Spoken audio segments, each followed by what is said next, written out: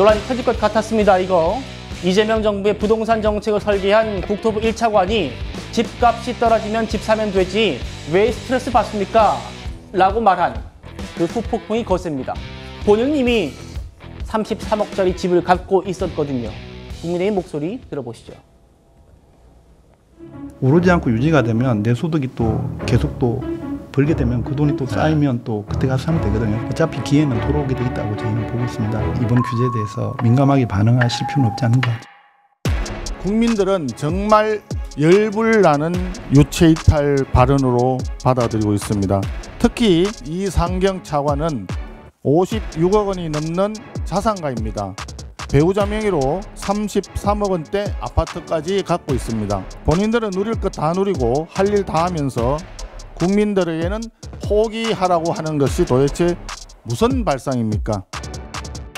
그 돈을 모아서 지금 집을 살려면 200년 모아야 됩니다. 그건 말도 안 되는 이야기인 거고요. 집값이 떨어지길 만약에 차관이 바라시는 거라면 경기 침체에 베팅을 하신 건데 저는 대단히 부적절하고 국민들한테 불지르는 그 말하자면 망언이었다고 생각합니다.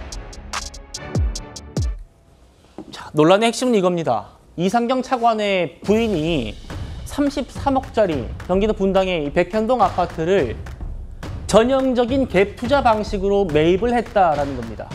보시면 2024년 7월에 계약서를 써요. 33억 5천만 원에 이 집을 삽니다. 그리고 3개월 뒤에 이 매입가의 거의 절반에 달하는 14억 8천만 원을 전세로 받아들입니다. 그러니까 본인 자본은 18억 7천만 원 정도 있었으면 이 집을 살 수 있었다는 거죠. 지금 이 집은 40억을 하고 있다고 합니다. 구재령 변호사님, 1년 만에요. 1년 만에 지금 6억 5천이 뛰었습니다.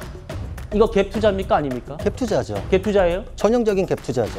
그리고 모든 국민들이 저런 방식으로 집을 마련을 합니다. 근데 그거에 대해서 악마화하고 그게 부동산 가격을 올린다라고 해서 다 금지시켜서 너희들은 안 돼. 근데 난 이미 했어. 라고 하니까 그 위선을 이제 비판을 하는 것이죠. 이거에 대해서 비판하니까 또 난독증을 발생시켜가지고 국민의힘 의원들이 뭐 고가의 아파트 갖고 있다 뭐 이런 거 얘기하는데 갖지 말라는 게 아니고 좋은 집 사고 싶은 게 인간의 본성이고 능력되면 사는 거예요. 근데 왜 말과 행동이 다르냐 그걸 비판을 하는 것이죠. 네. 지금 정책 위반자들이 저런 식으로 하면서 스트레스 받지 말아라. 집값 떨어지면 그때 사라라고 하는데 집값 언제 떨어집니까? 그리고 본인이 정말 집값 떨어진다고 생각했으면 저거 팔았겠죠. 사람은 말이 아니라 행동을 봐야 돼요. 말과 행동이 다르면 그래서 위선자라고 비판을 하는 겁니다. 집값 정말 떨어질까요? 떨어진다면은 지금 대번에 다 팔았을 거예요. 근데 나는 보유한다. 보유를 하는 것도 심지어 갭을 껴가지고 보유를 한다? 네. 라고 하면 아 오르는구나 라고 생각을 할 수밖에 없죠. 그러면서 스트레스 받지 마라라고 하면은 조롱하는 것처럼밖에 들리지 않습니다. 그리고 우리 젊은 세대가 평균 연봉이 한 4,200만 원 뭐 이렇게밖에 안 되는데 저 집 살라 그러면 한 90년 이상 모아야 돼요. 숨만 쉬면서 모아야 되는데 가능합니까? 지금 사람들한테 어떻게 살라 그러는 건가요? 그래서 그거 숨만 쉬면서 모아가지고 그래요. 제가 한 90살 정도에 모은다 쳤을 때 그 집값이 기다려주지도 않을 것이고 네. 그리고 그동안에 나는 뭐 노숙을 하나요? 어딘가에서 또 월세 살아야 되는데 월세 나가잖아요. 그러니까 그거 다 겪어봤기 때문에 국민들이 그래 월세 내면서 흐지부지 없어지느니 내가 대출에 이자 갚으면서 하면 나중에 그건 내 집은 되지 라고 했던 건데 그거 막아버렸잖아요. 그러면서 저렇게 하니까 위선이다. 결국 오를 거 본인들도 아는 거네란 비판을 하는 거죠. 예. 고가의 주택 다 살고 싶어요. 그리고 나도 저거에 대해서 스트레스 안 받고 살고 싶은데 내 혼자만의 생각으로 움직이는 게 아니라 아이들 때문에 어쩔 수 없이 나는 지금 당장 살아야 되는 그런 것들도 있잖아요. 네. 사람들의 그런 하나하나의 생활이나 그런 거에 대한 관심이 있기는 한 건지 저게 정말 사람들 마음까지 다치게 하는 가장 안 좋은 방식 아닌가 싶습니다. 양태정 변호사님, 본인은 집 사고 곧바로 전세 놓는 이 전형적인 갭 투자로 지금 40억에 달하는 분당 아파트를 갖고 있으면서 국민들한테는 집값 떨어지면 사세요. 그때까지 돈 많이 모으시면 되지 않습니까? 왜 스트레스 받으십니까? 라고 말하니까 부동산 커뮤니티가 난리가 났답니다. 천룡인, 천룡인은 되고 가붕개, 가재, 붕어, 개구리, 서민을 지칭하는 거라고 합니다. 가붕개는 안 되느냐 이런 비판도 나와요.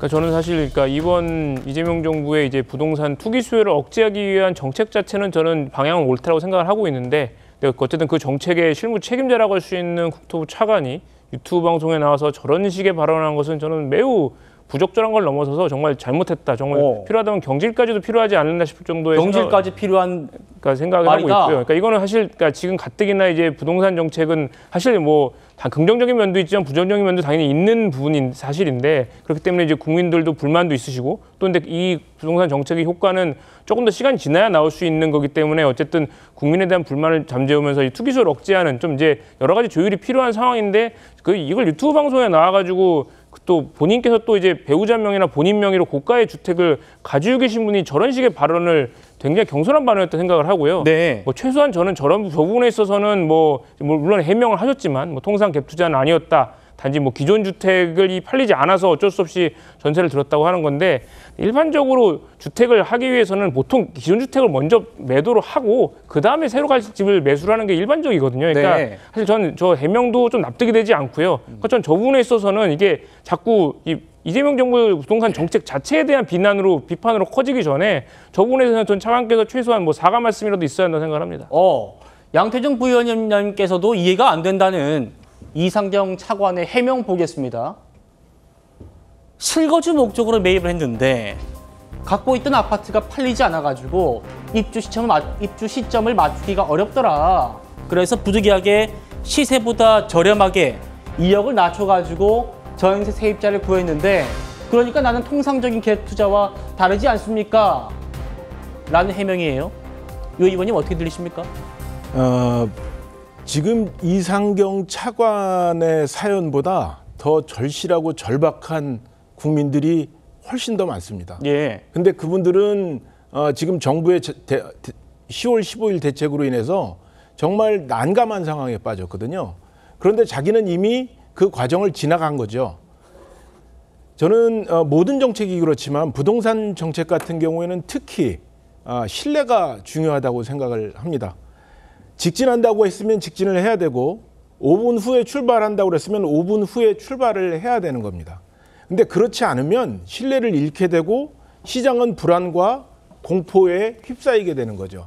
이렇게 되면 자연스럽게 가수요까지, 그 불안함을 이기기 위한 가수요까지 발생하게 되고 그것이 가격의 폭등으로 이어지는 건데, 지난 한 20-30여 년간의 대한민국의 부동산 정책이라는 게 부동산 정책을 입안하는 실무자들이, 또 그 정책을 집행하는 정부의 최고 지도자들이 그 신뢰를, 국민들로부터 신뢰를 얻지 못하고 내로남불하는 이런 현상을 계속 보여줬기 때문에 지금 이 문제는 계속 반복되는 거라고 생각을 합니다. 특히 민주당 정부가 들어서면 부동산 가격이 오른다라는 말이 있습니다. 네. 근데 그게 실제로 벌어지는 이유는 그들의 말이 실제 행동과 말이 달랐기 때문에 그런 것이고, 이제 이재명 정부에 와서는 거의 조건 반사적으로 지금 그것들을 반응을 보이고 있는 것이죠. 네.